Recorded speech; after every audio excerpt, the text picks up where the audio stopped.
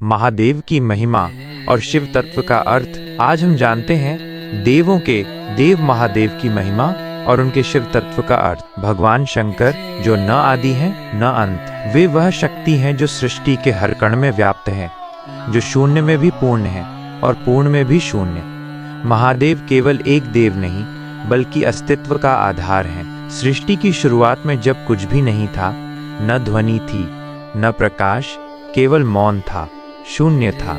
उसी मौन से उत्पन्न हुई एक ऊर्जा, वो ऊर्जा थी शिव। शिव का अर्थ ही है कल्याण, वो जो सबका भला करे, सबका उद्धार करे। शिव का स्वरूप और उनके प्रतीक। शिव का स्वरूप अनंत है। उनकी जटाओं में गंगा बहती है जो ज्ञान और पवित्रता का प्रतीक है। गले में सर्प है जो भय पर विजय का प्रतीक है। माथे पर तीसरा नेत्र है जो जागृति और विवेक का प्रतीक है। शरीर पर भस्म, ये बताती है कि इस संसार में जो कुछ भी है वो एक दिन राख बन जाएगा। परंतु शिव सिखाते हैं इस राख के भीतर भी अमरत्व छिपा है। जो मृत्यु को स्वीकार कर लेता है वही जीवन को समझ पाता है।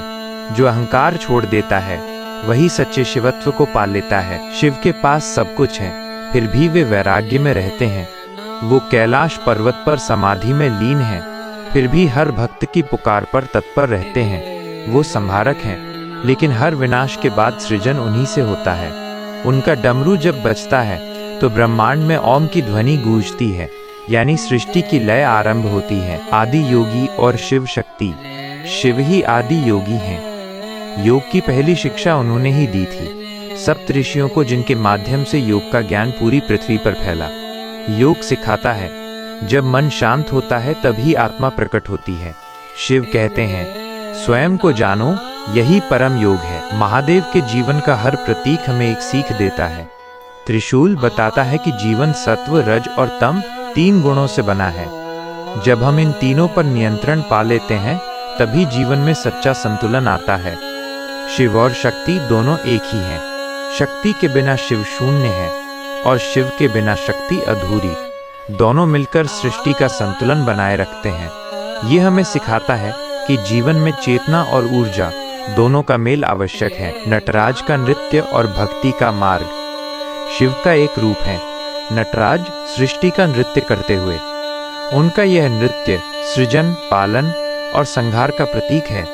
यह नृत्य हमें सिखाता है जीवन निरंतर बदलता है, रुकना ही मृत्यु है और चलना ही जीवन। महादेव कहते हैं भक्ति कठिन नहीं है, उन्हें पाने के लिए कोई बड़ा यज्ञ या तपस्या नहीं चाहिए। वे तो सच्चे मन की पुकार से ही प्रसन्न हो जाते हैं। अगर कोई प्रेम से हर हर महादेव कहे तो वे तुरंत अपने भक्त के हृदय में प्रकट हो जाते हैं। शिव का हृदय करुणा से भरा है। जो उन्हें याद करता है उसका मन भय से मुक्त हो जाता है। शिव तत्व का परम संदेश। शिव तत्व का सबसे बड़ा संदेश यही है, जो है उसे स्वीकार करो। हर विनाश के बाद सृजन होता है, हर अंत में एक नई शुरुआत छिपी है। शिव सिखाते हैं अपने भीतर झांको, क्योंकि मैं वही निवास करता हूँ। जब मनुष्य स्वयं को पहचान लेता है तो उसे कोई बाहर खोजने की आवश्यकता नहीं रहती। वो जान जाता है कि उसका अस्तित्व भी शिव का ही अंश है। महादेव वो हैं जो हर भक्त को समान दृष्टि से देखते हैं। वे भेद नहीं करते, क्योंकि उनके लिए सब एक ही सत्य से उत्पन्न है। वे कहते हैं जो मुझे सच्चे दिल से पुकारे मैं उसके लिए सब कुछ बन जाता हूँ। महादेव का जीवन हमें ये सिखाता है कि शक्ति और शांति एक साथ चल सकती हैं। भक्ति और ज्ञान का संगम ही सच्ची मुक्ति का मार्ग है। जब हम अपने भीतर के शिव को पहचान लेते हैं तो हर दुख मिट जाता है, हर भय समाप्त हो जाता है और केवल शांति बचती है। वो शांति जो शिव है। अगर आपको ये कथा पसंद आई हो तो कमेंट में लिखिए हर हर महादेव, और इस दिव्य ज्ञान को दूसरों तक पहुंचाने के लिए इस वीडियो को लाइक और शेयर करना मत भूलिए। हर हर महादेव। जय भोलेनाथ।